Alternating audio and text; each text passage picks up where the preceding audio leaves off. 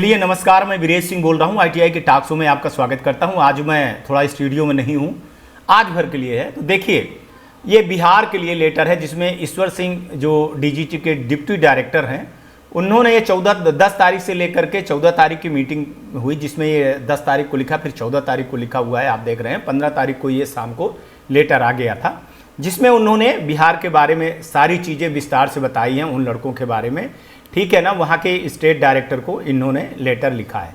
उसी लेटर को मैं आपको क्या कर रहा हूँ कि हिंदी में करके आप लड़कों को मैं बता रहा हूँ, आप ये देख लीजिए। चलिए, ये इंग्लिश में है, मैं आपको हिंदी में बता दे रहा हूँ। तो देखिए, उस लेटर में लिखा हुआ है, इंग्लिश में का जो है हिंदी में कर रहे हैं कि सत्र 2023 के सिद्ध पोर्टल पर लंबित 210 छात्रों को डेटा माइग्रेशन के संबंध में कृपया अपने दिनांक 23/9/2024 के पत्र के संदर्भ में लें।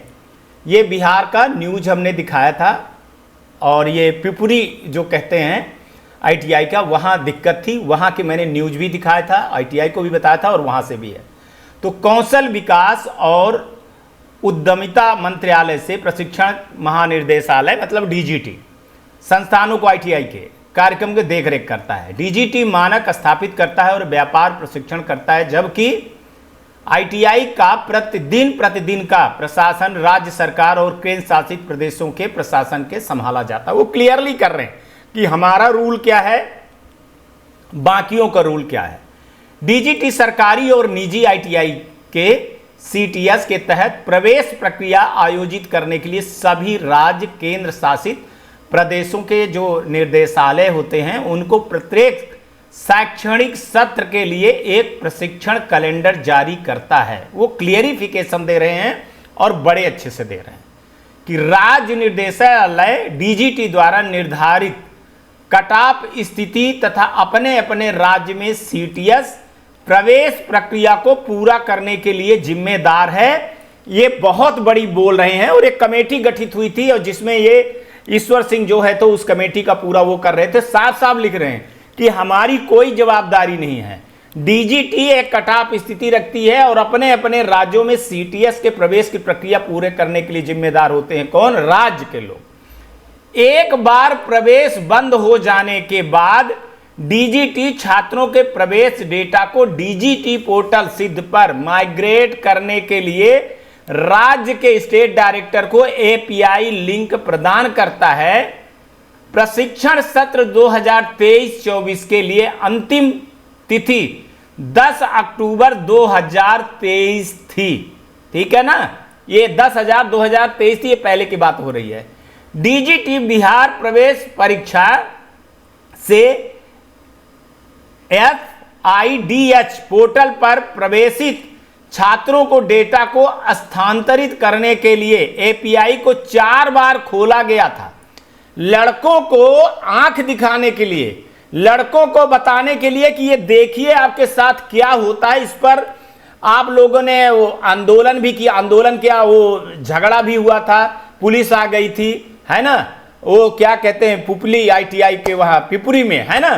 तो वो उसके बारे में लड़कों को भी समझा रहे हैं, और हमने भी उठाया था कि लड़कों को समझा रहे हैं कि आप देखिए, डेटा करने के लिए, डेटा को स्थानांतरित करने के लिए 18 दिसंबर 2023, 12 जनवरी को 26 दिन तक, फिर 4 मार्च से लेकर के 12 मार्च तक 9 दिन के लिए खोला गया, 13 मई से लेकर के 16 मई के 4 दिन के लिए, और 20 जून से लेकर के 22 जून तक 3 दिन के लिए खोला गया था कि डेटा को माइग्रेट स्थानांतरित कर दीजिए।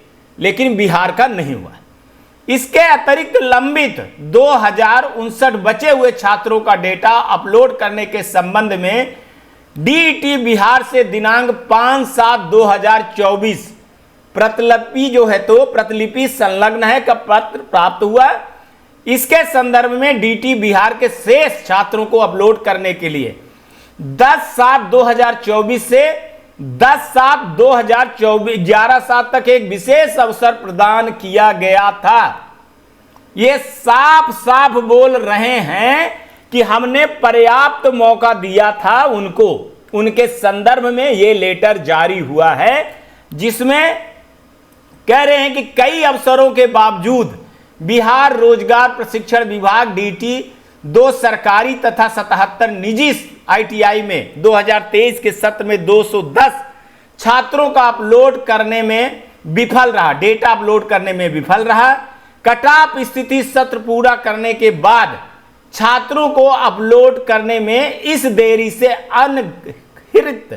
अनकृत छात्रों का सिस्टम में जोड़ा जा सकता है, खासकर जब से अधिकांश लंबित मामले निजी ITI में हैं, जिससे ITI की परिस्थिति तंत्र को खतरा है। साफ साफ बोल रहे हैं। सक्षम अधिकारी ने उनके भविष्य को ध्यान में रखते हुए 2023 सत्र के शेष 200 छात्रों को अपलोड करने के लिए एक मुश्त छूट दी है।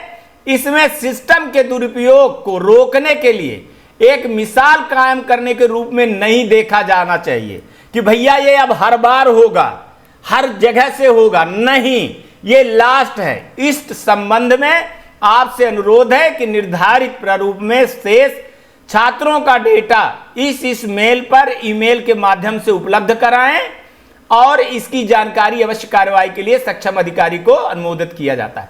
तो भैया जो बिहार के लड़के हो, बिहार के ITI वाले हो, उसमें इन लोगों ने पूर्ण रूप से आपको समझा दिया है। ये लेटर देख लीजिए, ये लेटर देख लीजिए, नहीं तो कह देंगे कि पूरा देखे नहीं। इस लेटर में देखिए पूरा लिखा हुआ है, डेट वाइज लिखा हुआ है, ये पूरी सारी चीजें लिखी हैं इनको। ये ईश्वर सिंह का साइन है, ठीक है ना।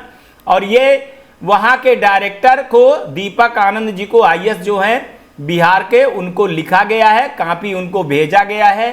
अब इस संदर्भ में वो जो लड़के थे वहां के, उन लड़कों का जिनका छूट गया था, उनके बारे में सारी चीजें दे गए हैं।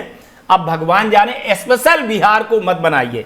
अभी बीच में काफी वो चल रही थी कि बिहार के लिए स्पेशल खुलेगा, लड़कों का डेटा माइग्रेट हो जाएगा, ये दुनियादारी हो जाएगी। तो उसका ये क्लियरिफिकेशन हुआ है कि अब ये ऐसा सिस्टम, ऐसे धारणा ना बनाइए कि आपकी जो गलती होती है, स्टेट की जो गलती होती है, जो सबकी गलती होती है, उस पर हम बार बार कुछ करेंगे, है ना।